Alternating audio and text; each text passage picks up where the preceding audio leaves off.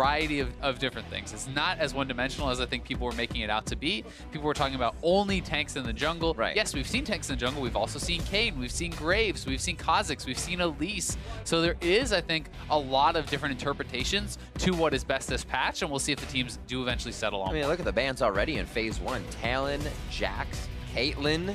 You're going to look for that Zac, look for that Elise still. Look at the Cho'Gath, usually gets through. The Kalistas are still there. This is going to be a pretty great pick and ban. I mean, the two for me that I think you really have to highlight as far as tanks goes is Maokai and Cho'Gath. And Maokai as well. I think those two are really the elite tanks in this patch. They can both be flexed, which I think gives them additional power also. Yes, Zac is very strong, but Zac really only plays in the jungle in professional play. Cho'Gath and Maokai can go to either role, and flex picks become so powerful. So we'll see, does TSM actually want to ban one of those out, or are they willing to make a trade? Jarvan has been something that the junglers have been going back to because of its ability to flex a little bit, as we see Thresh commonly taken out now in the first phase here, as well as that Elise, the tried and true third ban, or one of them from blue side, and that Kalista does get picked up. Kalista getting picked up, TSM has the opportunity, if they want to go tank heavy, you can actually go both Maokai and Cho'Gath as the first round and use that in massive front line in the top and jungle. I think it's a very powerful first two picks, but people are not always as comfortable on those champions as they are kind of newer, especially the Cho'Gath. So we'll see if they do decide to go for that, or if they are going to actually lock in the Rumble. Maokai, I think, certainly should be the pick. The question now becomes, do they want the double front line, or are they willing to give over the Cho'Gath? Because Brandini or Akaadian will likely play it if TSM won't take it away. Had a few hovers, but like we said, only contracts so far getting locked in here on this Kayn. 10 seconds left as the Maokai gets locked in.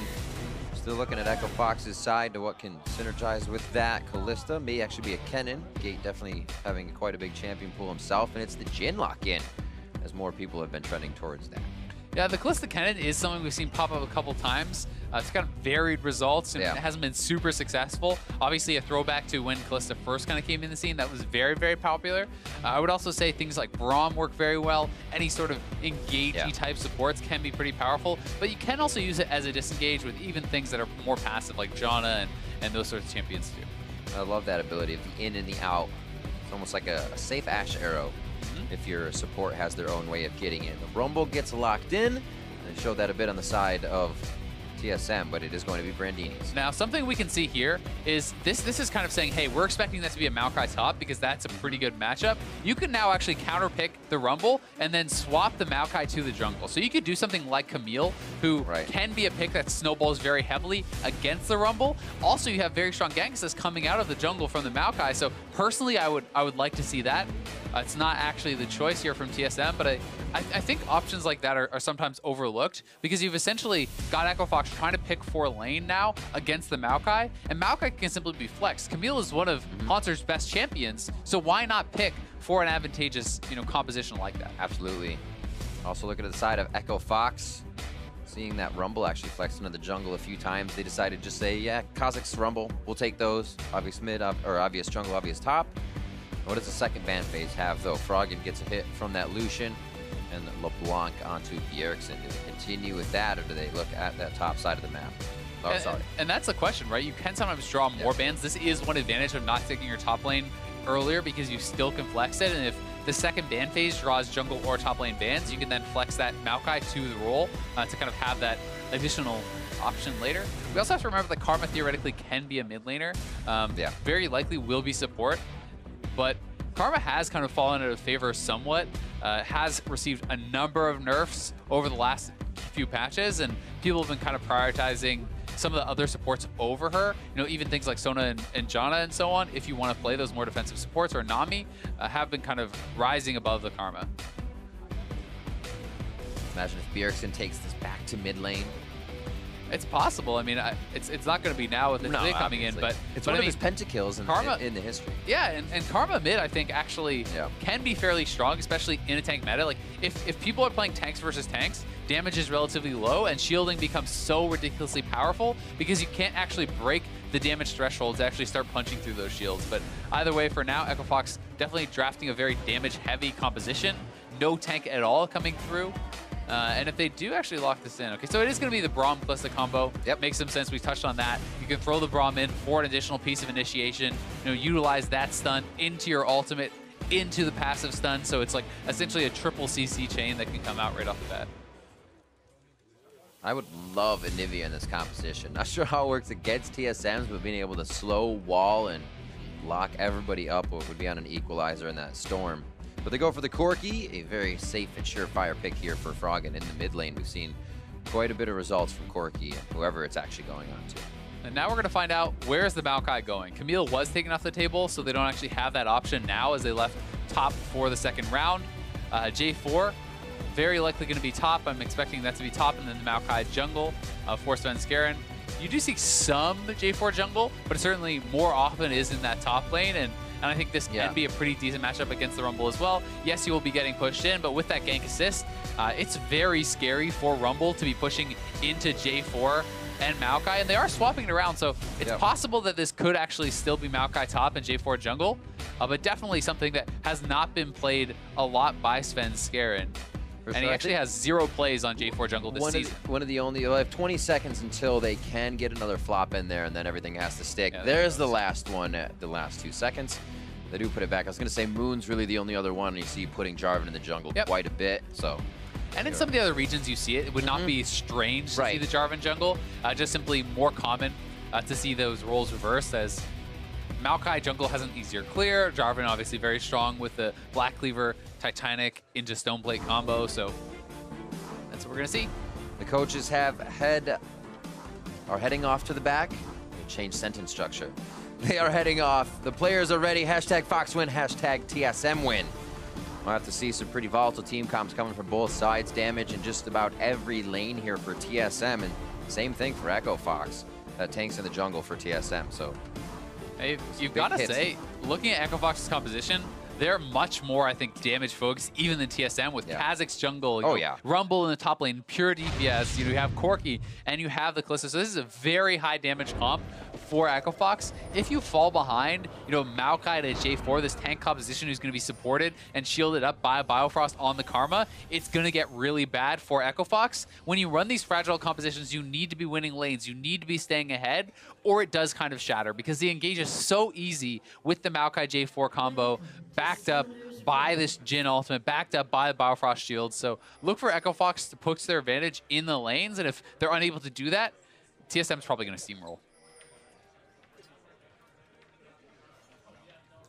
See how they start this one off. A little line of scrimmage, but it does look like Fox does want to keep moving in and get something deep. Yeah, I mean, on the side of TSM. Echo Fox hanging out as a 5-man squad. They're waiting to see, will TSM invade for the Raptor ward? And they were stacking there, hoping that someone from TSM would step forward for that Raptor ward, and that they would be able to force out a Summoner spell, or even get a First Blood. Because if you walk that far in and get hit by a Braum Q, you are going to get tagged. Either way, TSM did actually push in for vision on the other side, so they have a ward on Akaadian's blue buff, and that will give them some intel as to where he is starting. And Echo Fox ends up with no vision at all, so they don't actually really know what Svenskeren is doing, where he's going to be starting, and for now it looks like he will be starting on the red buff as he's stacking up his saplings over there. See how much they focus on this pathing, how much they actually focus on the lanes. Both of these teams known to take a bit of a longer laning phase, Fox and TSM, with the lowest percentage first turret. Fox at 39%, TSM with 41. So it kind of shows you how they battle back and forth more so over that laning phase than opening up the map to start things off. Yeah, it can be one of the cases where some teams do like to try to prioritize, things like dragons or or CS advantages over the earlier lane, so have to force for turrets. Sometimes that can be pretty good. Sometimes it doesn't really work out that well. Svenskeren going to be able to clear this out very easily with the saplings. You have so much AoE damage coming out in addition to your arcane smash. So Maokai really does have a strong jungle clear, and is going to be expected to be a bit ahead on that clear compared to Akaadian, who skipped clearing that big Raptor, trying to move a little bit faster. And sometimes you see Kha'Zix just do a 3-camp clear on bot side and then base, because you actually will take a lot of damage doing this clear as Kha'Zix. Make sure you get those spikes in range for the heal. Keeps himself good to go. Good push in here. Biofrost gaining that brush control on the bot side. Akaadian finishes his route. A few last shots from DoubleLift. Actually pretty a tough lane to play against. We see any lanes with Jhin's poke, and you can just keep hitting a deadly flourish and stun the other team up. Yeah, and I mean, it's a ranged support versus melee as well, right? And while Braum has great gank assist, great team fighting, great all-in, Braum does not play well passively. If Braum is sitting back, you're going to get poked out, and that is why MASH is missing a fair bit of the CS, because they're getting pushed in on a turret, they're getting harassed out, and Gate, you have trouble sometimes prepping the minions as a melee support, simply because you're going to take damage every time you actually step up to try to do that. Right. I think Braum's one of the final few not on coin. Even the Threshes are switching over at this point. For many reasons, of course. Yeah, always that helpful for position in lane is also a great thing. Waiting for this to pop up to the turret before they can really do too much more damage to it. MASH should have a few. Gate can just kind of sit back and allow him to farm this. But look at even just that mantra Q, kind of zoning him back a little bit, trying to push him off any of those minions that he possibly can. Bjergsen's actually taking quite a bit of damage there from Froggen, and Froggen is running Warlords, as has become really, really popular on these mid lane Corkis. People have pretty much swapped entirely away from Thunderlords, and having this extra sustain, you can sometimes win out in the mid lane in the early phases simply because you have the extra regen from your Warlords, plus the Doran Shield, and as Bjergsen maybe runs out of mana on Taliyah, you're not going to have that issue as much because your auto attack is kind of more powerful, and you can kind of continue to trade and stay around longer. Bjergsen looking to back there with no mana, has to stay for one more wave as the fan vote comes in. Akaadian looking to sway that. A little bit of pressure here. I know Bjergsen's low, that might be a flash he has to burn, but the sixth sense, not easy to say. Yeah, comes into play. He's going to be able to push in Froggen, so does actually shove out the wave, allows himself to get that nice base, grabs Dark Seal, some early items as well. He's going to be able to refill that mana and run back to lane. And Akaadian has outspotted Sven, and we'll have to get out of there. Bramble Smash love tap between both of them. Akaadian's going to harass knowing that Bjergsen's back for now, but no extended stay. Froggen also wants to get out of there because he has no mana. Push up in the top lane, still even in CS there. It's the discrepancy for DoubleLift to match in that bot lane, 40-23 so far. And I mean, it's okay for now. Yes, he can kind of catch up if you don't allow that to continue extending. If you can kind of keep it around that 10 CS mark, it's not the end of the world. This is certainly a significant advantage, though, for DoubleLift and Biofrost, and it means they get the earlier base. They are going to get probably the better buy as well, like coming back to lane very quickly with that serrated Dirk. If you can mess up the back timings of MASH and Gate, Biofrost is going to try to freeze this wave here and force them to stick around, or give up even more CS. Because if DoubleLift actually gets back before they can head back to base, then they're going to lose a lot. Quick hit. Trying to get a little damage on both.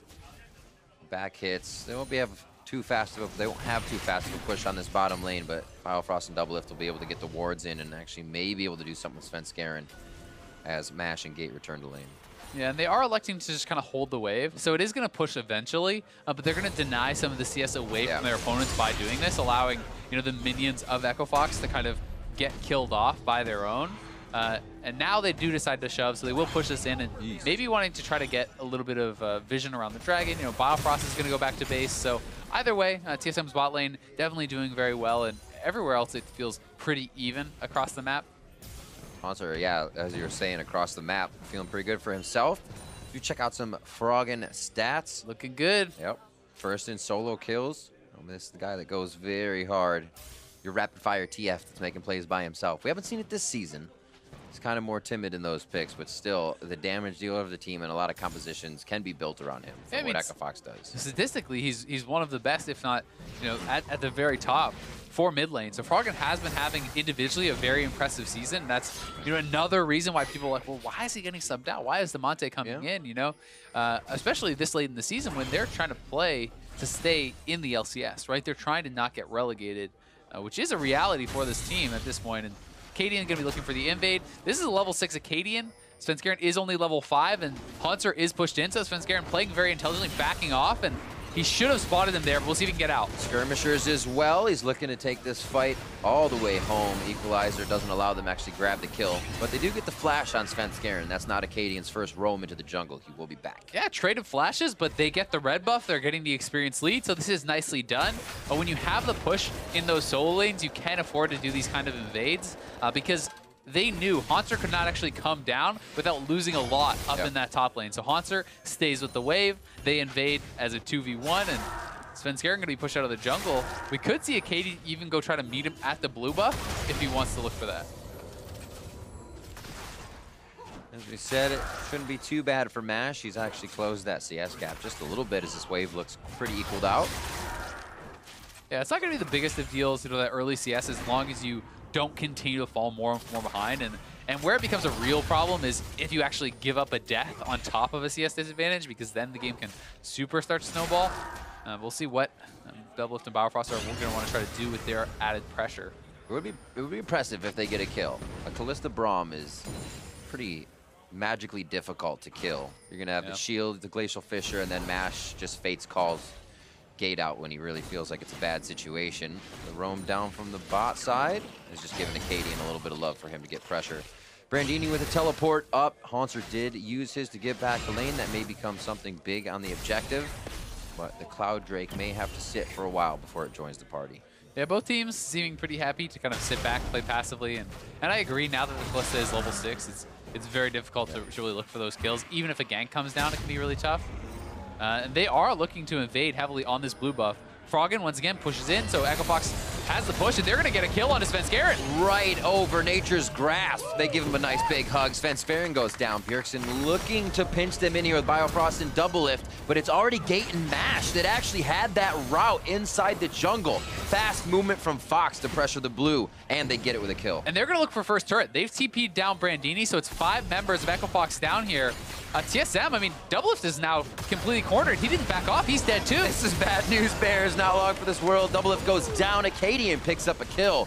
That's Froggen and Akaadian. The full team's going to be grabbing some gold onto this as Hauntzer tries to push that top wave. Remember, his TP was down for this engage. I mean, they knew that was going to be coming, but DoubleLift doesn't back off in time. Tries to stick around, maybe got zoned off and couldn't actually leave. Biofrost is able to get out, but a really good play there for EchoFox. Getting a couple kills, first turret, they steal away another buff, and Svenskeren being abused pretty heavily here in the jungle, but it's not really just on him. It's the fact that EchoFox's solo laners have been pushing in TSMs. Yep. In the top side, they invade with the top laner. Now, Froggen shoves in Bjergsen. He invades with the package, and this is something you have to really play around because they knew Corki had the package, and they knew he's missing.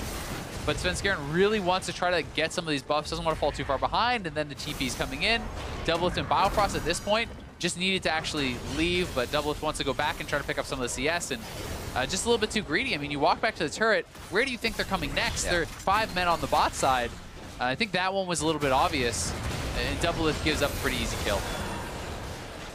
Fox is more than happy to have a team that can grab an early game lead. It's not beyond them. They definitely can find these kills. Froggen with the solos. This time it's all about the teamwork, and that's really what we've been looking from EchoFox as they kind of swap these squads in and out and look for that core 5 as they come into the end of the split. I mean, maybe they continue to swap it out, but right now, solidify this, it looks pretty good towards the early game. Yeah, it's certainly looking good in this game, and we have to remember this is what they needed, right? They are running a very fragile composition. They need to be ahead. They need to be abusing these guys before, Maokai and J4 can turn into these big tanks because TSM's composition, I think, is so much easier to execute going into the later stages of the game. So we'll see if they can continue to press the pace. For now, they have a good advantage, but they can't sit back on that. They want to continue pushing. They want to continue getting these advantages because if TSM is given time to scale, I think it still becomes very tough for EchoFox, even from a lead. Absolutely. TSM's ability to fight here comes Soul Laners. Becomes huge. Brandini not in a great spot. Going to look to get the rest of the farm that he can before going down. That's what you got to do. Get everything you can. He'll be back in 26 seconds, but he's going to have a long walk, and Hauntzer gets some free farm on the bot side. We'll see if Gate and the rest of the team now with that pressure bot can make anything happen top. I mean, Sven is up here. They could look for a play. Akaadian is actually on the Rift Herald.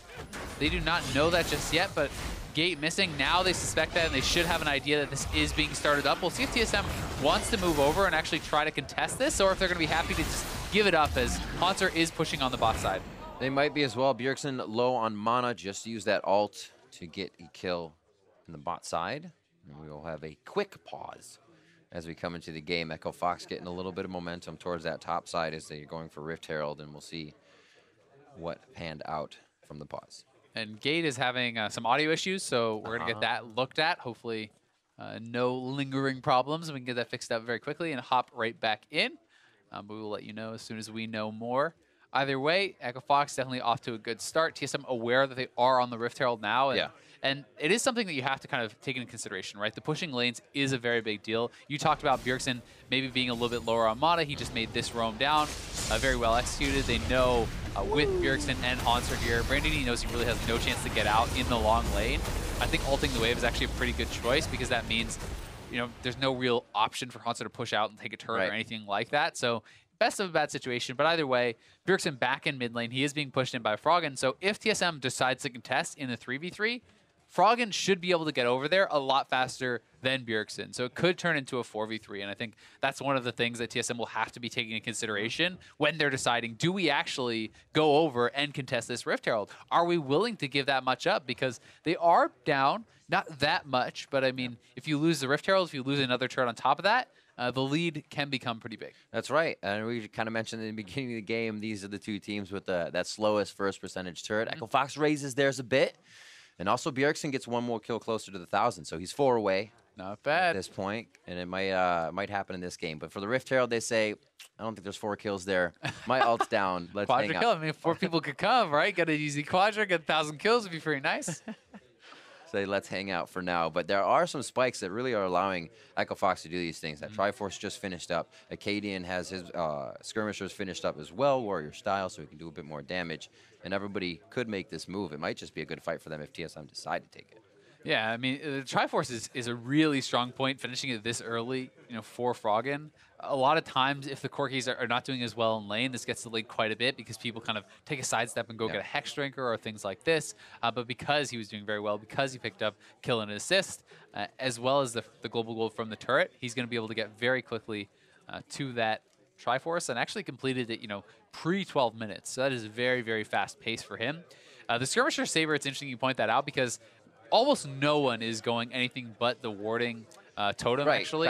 Tracker's knife. So this means it's a playstyle based thing, right? We saw how much Akaadian is actually invading, and if you're going to go Skirmisher Saber, you need to play that sort of style because you are not providing vision through wards. You have to provide vision through pressure, right? You have to be in the other jungler's face. That's how you track him. And this does give you a very heavily dueling advantage, you know, having that Skirmisher Saber. So the 1v1 should go very heavily in his favor, both based on champion and based on item build. So he's going to be looking to follow Sven around as much as he can, pressure him in his jungle, and that's how he wants to keep his team safe. Absolutely, and it fits his play style as well. You know, Akaadian going in, he's the kind of guy that likes to do something by himself, get that kill, almost like a not bother his team situation or don't have to wait for anybody. Sure, he'd love his team's help, but he would rather be in and out, and this just fits it right in the wheelhouse.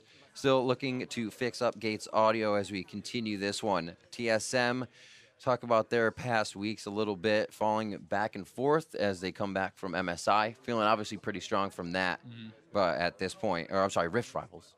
But at this point, kind of looking to find their footing again.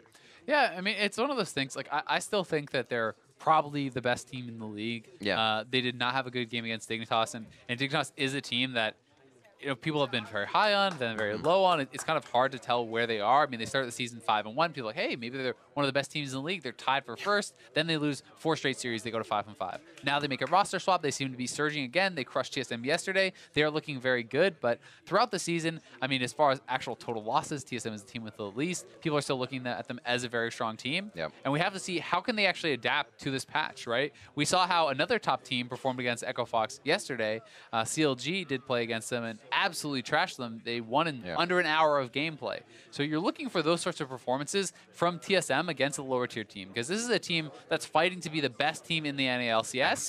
Going up against a team that's fighting to not get relegated. And it should be, you know, one-sided affair. We're getting towards the end of the split, and these are the stages where you don't really get to have that luxury of saying, oh, okay, well, we'll fix that later, right? It needs to be fixed now because you're getting to that playoff level. Luxury for Rift Herald is Akaadian and team. They do have a chance to pick it up. It can't be stopped. Nice flag and drag through 3 members of Fox, though. TSM do want this fight, even though we were talking about that item spike for Fox. If TSM has the positioning, they can rout Fox on this Rift Herald. It's still going to be up there for Akaadian, but what a fight for TSM to just kind of strangle him down. Yeah, nice job by TSM coming in, getting the kill. It's only the 1 kill, and you get the 100 gold for taking the Rift Herald, plus the Rift Herald bonus of actually being able to drop that and hopefully secure a turret. So I would say it's worthwhile for Echo Fox, especially when you consider teleport and stuff was blown there too, but there were a number of summoners used in retreat for Echo Fox, so it just comes down who's going to be able to get more from the extended trade. Can TSM actually get more out of these summoners being down, or will Echo Fox get a lot from the Rift Herald? So Akaadian grabbing that Rift Herald, but because he sticks around to do so, he's going to get chased down, he will get killed. The rest of Echo Fox able to actually retreat out, but this was a nice TP play, and you see the combination, how powerful it is of the Maokai and the J4. Throw out that Maokai ultimate, you CC them up while it is traveling towards them, and then they're going to get stuck in this long route. The separation as well, the chance when Hauntzer does have a chance to TP back to that play becomes a bit different. Brandini's was just on the way up. So again, their mismatch, maybe it becomes Fox's next teleport play. It just has to keep kind of folding over for Fox in that way. If, like we said, if they don't continue those aggressive fights, Svenskeren and Hauntzer just get too big. Yeah, and Hauntzer, because of the fact that Brandini, TP'd bot for that 5-man play, while Hauntzer TP'd back to lane, Hauntzer has actually gotten a lot more experience, he's gotten a lot more farm, as well as the kill that happened on Brandini on the bot side with Bjergsen. So these are things that has actually put Hauntzer a fair bit ahead. If you look at the CS, he's quite a bit up, and back into another pause, unfortunately, as the Rift Herald is being summoned. Rift Herald to the mid lane, still waiting actually on a minion wave. I'm trying to figure out where it is. Just setting. Yeah, so Gate is having another issue again, having some audio problems there, so hopefully can get that fixed up very quickly. But either way, yeah, Hauntzer opening up a lead for himself. The experience is I'd say, a bigger deal than the CS right now. The fact that he's actually 2 levels up gives you so much more power. And, while Rumble, you're more about the team fight than the split push, you need to be able to stay relevant, because you're the person who has to try to match Hauntzer if he decides to go for that split push route. And Hauntzer building pretty heavily for the 1v1. I think it's a smart build to grab that early cowl to be able to survive through the Rumble, because the solo laners are both going to be dealing magic damage. Corki will as well. Yeah.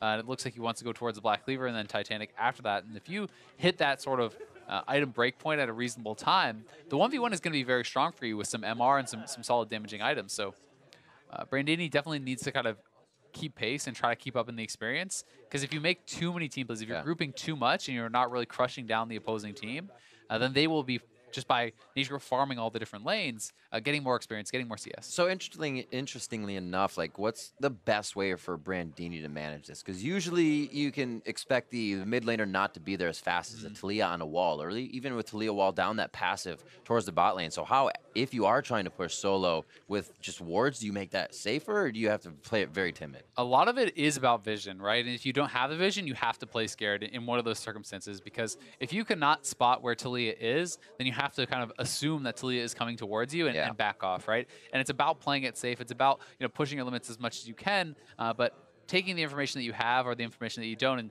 making the best assumption of where they could be, what they could be doing. It's also one of those situations where if you do not push out waves before you teleport to a fight, then you're going to lose farm, right? So the early play, while it was very good for the team as a whole, they got 2 kills, they got first turret. Brandini only got an assist, and he didn't get any of those kills, and he TP'd away from lane while Hauntzer had already TP'd back. So Hauntzer is getting more individually out of that play. So that puts Brandini behind, and then you're kind of reliant on your team to really make good on that, right? They got the advantage, so they have to be the ones who are doing well. And I wonder how much it is going to be Fox enabling these fights, able to take TSM off guard, because as TSM engages these, that equalizer is what's just about jumped off by everybody. Taliyah's going to be off that, Maokai's going to twist and advance off the equalizer, and Hauntzer's going to be able to flag and drag right to the back line. So Brandini has his work cut out for him when they do get into these fights, to place down that red carpet in the right spot. Yeah, he certainly does. I mean, you're going to be hoping that Gate can lock people up inside that, or that, you can Fate's Call, throw in the Braum, and then he ults them, and then you ult on top. And if you can lock them up inside the equalizer, that makes it much more powerful. It looks like they're actually trying to make a play to the top side with this Rift Herald. Drop the Rift Herald, and then Akaadian actually catches Biofrost on the way up, and now they're pushing DoubleLift off the turret here too, so they're going to be able to use that Rift Herald to get pressure mid, and then actually net their turret advantage on top side. Oh, and there's the play again to Brandini on the bot side. Flashed over the wall, he'll be able to scrap shield himself to safety here for a quick second. Actually tries to go for the fight. puts himself back in the frying pan as Hauntzer will now be able to pick up that kill instead of exiting down the bot side. A fight in mid. His top is still being taken. Just went down. A few last shots from Froggen, but Svenskeren is not rooted as big as he is. He's able to walk right out of there. Nicely played from Froggen. Dodges 3 out of the 4 shots there. Forces the flash out of Svenskeren, almost kills him off in the 1v2, so nicely done. And even for Brandini, he does go down, but here's Akaadian moving up, and this is a very strong Kha'Zix. He actually was spotted on the ward, but I guess Biofrost felt like he couldn't run through the Braum, so kind of caught between a rock and a hard place, and he actually did flash, so really in retrospect, he should have just flashed up over the wall towards DoubleLift, and that would have gotten him out. But either way, TSM making the play to the bot side. Brandini, nice flash. He actually flashed out before the Cataclysm landed, which means it does not deal that damage, and then tries to get a turnaround kill here on Bjergsen, but the heal is still available, so he will get run down and taken out. Item still slowly coming in, almost has that Leandri. Hauntzer as well, coming up quickly, 1,700 gold in his pocket, so he can go ahead and finish a few of those when he goes back. And I mean, he's almost that much ahead as well. Like individually, he's around 1,400 ahead, just in that 1v1. They are picking on him very heavily, and this is something that Bjergsen and Hauntzer have done very well together. Thinking back to last week, Bjergsen bringing out the Galio mid and using that in combination with Hauntzer's Camille. They like to utilize these roaming mid laners to get advantages in the side lanes, and if you can put Hauntzer enough ahead, it doesn't really matter if the rest of Echo Fox is a bit stronger, because if no one can 1v1 this guy, he draws so much pressure and he can create so many disadvantages for Echo Fox on the map. Really taking the right situations at the right time. That has put him up now about 50 CS, 40 CS towards that top lane in 2-0-1. Seems like they swap back the pressure. He'll push up and try to grab the turret here as TSM does a great job defending mid. This already got Rift Herald once, and Echo Fox fell a little short on that. It's going to be tough with Taliyah clear. Yeah, it certainly is. I mean, Taliyah has very, very good wave clear. That is the majority of their wave clear, though. The rest of them are not going to be as strong. Yes, they can obviously contribute, but certainly they're pretty reliant on Bjergsen in that case. And Echo Fox roaming up to the top side.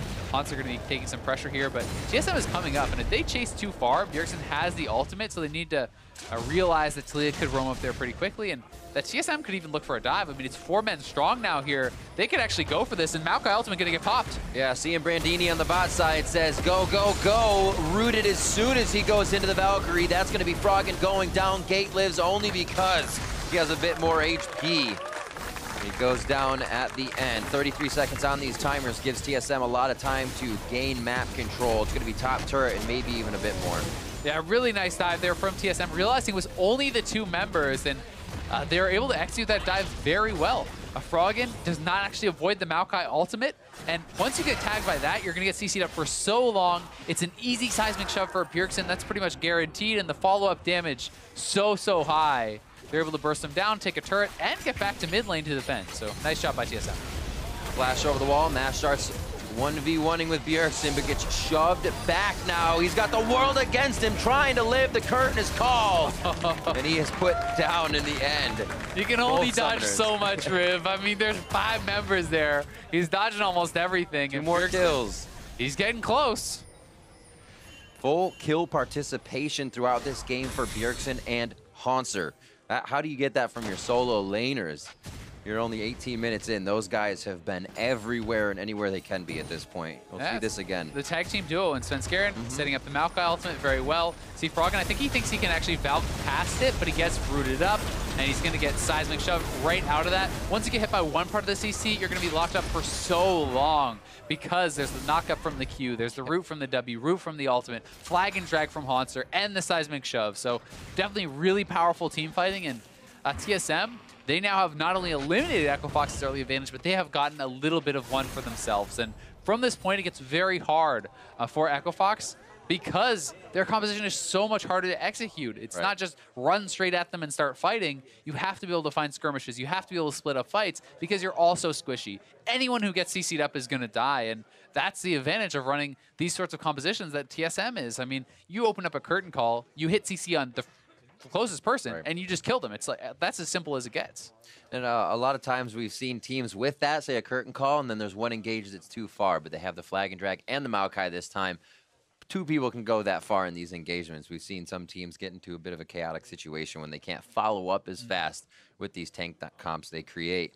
But like you said, Echo Fox starting to fall behind a little bit without being able to get that early game damage. What's the way back? Because it's basically TSM has to go to a barbecue on the equalizer during a fight. I mean, the way back is creating vision, you know, getting vision over your opponents, finding picks, right? You have to get these fights that are either odd man fights or that you can actually split up the fight. Because, you know, high DPS members can skirmish very well. They just don't function as well in the 5v5, generally speaking, because, you know, if a Maokai is fighting 1v1 against the Rumble, maybe the Rumble wins, right? But you're in a 5v5, Maokai just CCs you up and the team kills you. So it's about splitting up fights. It's about utilizing this Kha'Zix, who is very strong, to find picks through vision and through pressure like that. Akaadian being able to find maybe even Bjergsen on his own could ult around and really get that speed. The other option is if you can kite out a fight well enough, right? If you evolve the Kha'Zix W on Akaadian and you just try to kite backwards and focus down the tanks, if you can avoid the CC, which is obviously a lot easier said than done, then that is a way to win fights. But it's so tough with point and click CC coming out of a couple of these members. Akaadian just seeing that ward, has to place one of his own. TSM feeling comfortable about moving these pink wards up means they're ready to protect them as well. Bjergsen gonna go ahead and take a side lane now. They're going for the 1-3-1 as they know they're getting just powerful enough. I mean, when your two solo laners are the strongest members on the map, you can go to that 1-3-1, right? You know, protect DoubleLift, allow him to continue getting that farm, just shove out the side lanes, and then you can have them collapse, make plays. Bjergsen can always ult in to the mid lane or anywhere else to try to make that play if they want. And we're getting towards the Baron stages of the game, so look for TSM to try to establish vision around that Baron and really start to kind of threaten taking it to force Echo Fox to come in and then start a fight. Collapse is coming here. Hauntzer moving up, and they could look for a fight. Takes a few hits. He may not see Brandini just on his bottom side. They catch him now. Froggen drag out as both teams kind of break off this fight. Looks like it's going to be the wave clear. Froggen and team kind of controlling mid towards this Baron objective. Just to jockey for position, really, and gain control of these waves. Yeah, and it's all about the mid lane control. We talk about that so much, but if you can actually push up the mid lane, you force them to respond to those minions or lose their turret, and then you can move to the Baron. And Svenskeren can check these bushes, but the team is a little bit behind him. That's what they needed, the bushwhack. There's the equalizer, the barbecue for TSM, and they try to leave right away. Last to the party, first to leave. They start firing back, though. Svenskeren goes down. Gate is also on the floor, but they're able to get back out of this one. I figured TSM was going to run down mid and take turret because Fox almost gave him that position. Yeah, I mean, TSM was obviously worried that Echo Fox was just trying to rush down the Baron. They do have Kalista, so you have to kind of be scared of that. And Svenskeren didn't even wait for his sapling cooldown to come back up. He was really worried that they were already on it. They were already burning it down. So he wanted to get over there. You know, in that case, it may just be worth actually burning your ultimate, throw that out there, and allow that to kind of check a bit for you, because he wasn't even able to get that off. And he checked the first brush with his sapling, but the cooldown was still up and couldn't actually check the second. Either way, they just lose the one kill, but it's a nice pick from Echo Fox. Little here, little there. They got to put the pieces together. It's not going to be one big fight as we see this again. So he checks the first brush with the sapling. They spot everyone. At that point, you just try to have to hope you can somehow get it out of there, throw your ultimate, run away as fast as you can, but at least TSM does trade back a kill. They take out Gate. Here this vision can be pushed up. Fox is kind of just positioned now on their own side of the map, squeaking one or two wards just behind the red buff, but they can see Akaadian placing these, so they're only going to go down. Again, Fox positions themselves topside, don't have to worry about mid now, as they can just flank TSM if they do it again. Oh, but Brandini's going to get caught out. It's what we talked about, right? Echo Fox trying to play the vision game, trying to create these picks through vision control, and that's why they're doing it on the top side of the map. TSM does have a response now, though. If they want, they can look towards the Infernal Dragon, and that's where Bjergsen and Hauntzer are right now. But Echo Fox can always go back to the Baron and threaten this. If both of the members of TSM are down there, they could even just start it up. I mean, they do have Kalista. Infernal goes down, and I think Echo Fox will just start the Dragon, or start the Baron, rather.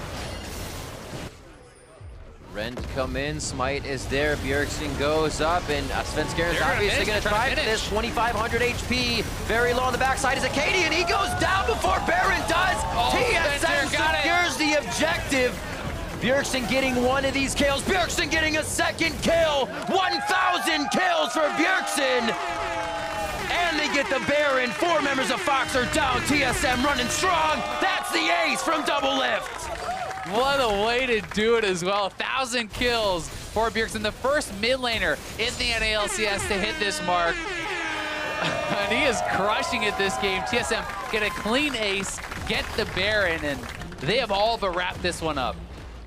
What a way to pull the trigger. The team's down baiting the Infernal, and they speed to the top of the map. That's what these guys are made of, is mobility. Bjergsen being one of the first ones there, as he was at Dragon, and the entire team, like we said, can be behind each other on these initiations with that range. And I mean, it's a risky play from Echo Fox, but they know they're going to lose in the long game. They need to make some sort of play. You gotta make They're playing around vision. They just lost the Infernal. They say, okay, this is a risk, but it's a calculated risk with the Kalista. Unfortunately, Akaadian gets focused down. Look at DoubleLift shooting all his shots. The Maokai ultimate hits Akaadian, and DoubleLift gets 3 free ultimate shots on him and bursts him down. Mash rendered it to a reasonable range to actually be Q smited by Akaadian, but Akaadian is already dead. So not only do they mess up that, but Svenskeren gets the Baron. DoubleLift able to clean up the last kill for the ace, and they're going again. Doesn't look like it's gonna stop. The batting orders back up, and here come the pitches. TSM looking to get thrown a curveball here. Fox able to slow that one down, but Mash, both summoners down immediately after that fight, and now he's got to heal back up. Home guards are there 24 minutes in, but TSM is knocking on the front door faster than Fox can heal. I mean, they're just going to keep pushing here. They're so strong, so far up in gold, and in the strength of their composition at this point. Echo Fox needs to try to look for something, some sort of play that will get them back in, but I mean, TSM is grouped up as a 5-man squad. They have the more powerful front line, and they're poking them out. Oh! Downtown goes Svenskeren. He's going to be able to take the turret for quite a bit of time. You can see all of TSM not seeing the turrets. They just walk right by them. They'll be able to turn around and get them whenever they please at this point. 25 minutes in, they start to break the base of Echo Fox and might just look for those Nexus turrets. I mean, they could theoretically end the game here if they want. Top side is pushing in, but they're going to go for the kills. The instant root, the instant kill. 3 more members now in the eyes of TSM. Froggen with the Gatling, trying to poke in a bit of long range with Mash and his Javelins. And it looks like they stave off TSM for a bit longer, but it's only so they can get more minions to pile into the base. Yeah, going to knock down this second inhibitor, and it's looking pretty hopeless for Echo Fox. You cannot fight TSM straight up 5v5 as this composition. There's just no way to fight through the J4 and the Maokai. So it's so hard once you're backed into a corner like this. Like, there's no surprise play to really make. Absolutely. Fox with a pretty decent early game, and then it was kind of TSM finding those skirmish kills one by one around the map, making sure Hauntzer was big, making sure Bjergsen was big. And still those two very, very close to having full kill participation. Bjergsen just 1 off. I mean, Bjergsen even bought up a Mage Eyes. He's feeling pretty strong at this point. He's had so many stacks on that Dark Seal for a while. Why not now that he has the extra money? Either way, TSM looking to play this very smart. They're going to clear out all the vision from the jungle. You eliminate all these wards. That takes away any possibility of a flank, and then you push back and go for that 3rd inhibitor. So Froggen would have to use the package on the exit. Yeah. You can see Hauntzer shoving in the mid lane minions so that people from Echo Fox have to come over and answer those. And then as soon as they do, you either take the turret or you simply just dive and take those kills because you know it's going to be an odd man fight. Slowly walking it in now for the last inhibitor turret. That could be bad for Akaadian, but it looks like they just do that. Enough pressure to keep Froggen out and the inhibitor down. Deadly Flourish, Flag, and Drag. There's so much crowd control for just the first person locked down. Cataclysm just creates an entire home for Fox to live in there. Fish in a barrel coming in from DoubleLift, and it looks like they are now able to take the inhibitor. They're able to go for the Nexus turrets ever so slowly as they chase Froggen out of the base to make sure he ain't coming back. DoubleLift wants that 4th shot kill so bad on Froggen, but Froggen not gonna give it to him, and TSM looking to clean this one up. Free 30 minutes, very strong showing from them after a good early game from Echo Fox. Absolutely. slowing things down, making sure they had the composition scaling just a little bit stronger than what Akaadian could bring in the jungle, as he had Svenskeren's number, but the team prevails. TSM goes in strong, and they come out with the first win here in the series. TSM over Echo Fox. Good stuff from them, and congratulations to Bjergsen once again. 1,000th kill, finally hit. He's the 4th person in the NA LCS to do it. Regular following season? up, in the regular season. Following up Wild Turtle, DoubleLift, and Sneaky. Those are the 3 others who have actually completed that achievement. Can't wait. I want to see if I can go back and figure out who they are. Who got the most of that flag? Yeah. Who died the most times out of those 1,000 kills? Who did Bjergsen have? There's just one guy that has like 400 of those deaths. I hope I'm not that guy. So looking at that game, TSM coming out quite strong, just kind of going with the tank line, back and forth with the Maokai Jarvan, and they did that in the beginning to just start off the flex, say you're not really going to know what we do. Pretty simple picks and bans. Yeah, I think their pick and ban was very strong. I think that they draft a much more easy to execute composition, right? And it's not that Echo Fox's composition is bad. It's not that it can't work. Right. It's just harder to do. And you gotta put a timer on yourself. Exactly, right? That's exactly what it is. And I think that it's a tough situation to be in, but if you think that, hey, early game is our strength, the best chance of beating TSM may be one of these early game snowbally comps. You try to get ahead, you try to close it out fast.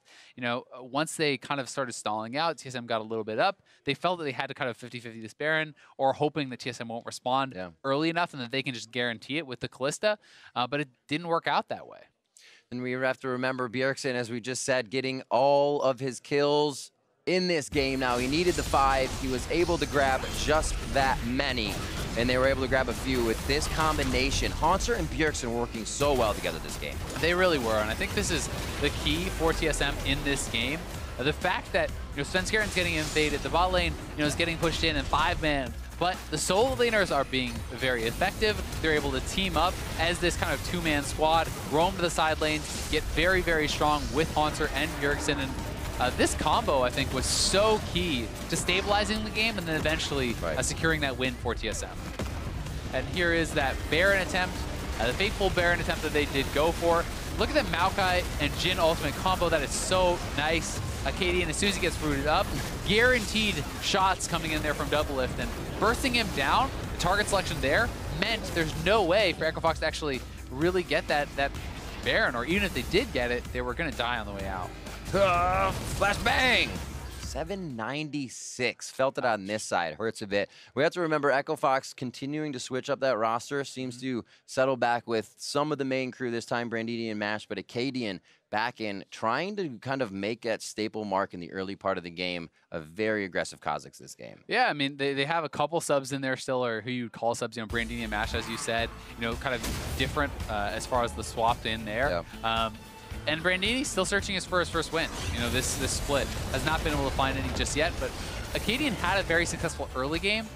Not only did they actually pressure Maokai off of his top red buff and steal that away with the 2-man squad, then he follows that up by the blue buff invade. They come down, they get first blood, they steal away both camps on this rotation. So things were looking good for Echo Fox in that regard, and then they're able to transition this into this kill on DoubleLift, who overstays, take a first turret. Things were looking really nice for Echo Fox, but kind of in the background, you see that Hauntzer was still on the top side. Hauntser's still picking up all this farm. He's pushing in the waves. He TP'd back to lane instead of down to bot lane, and it ended up being a situation where he got very ahead as far as the farm and the experience, and then Bjergsen kind of took that and ran with it, picking on Brandini, not allowing him to really ever become relevant. And Hauntzer's next teleport, when he was able to use it, made such a bigger impact because the waves were in position. They get a little bit more out of that. And I feel like that's kind of where TSM strikes in their moves go a little bit further, is that they're able to get that one turret next. The fights for Fox are kind of recuperating what was happening in the game. And a lot of that is because of better macro movements, better map control, better minion manipulation, right? If you have the waves in the perfect spot, you've already prepped it for the play, you have these slow pushes set up so as you go for the fight,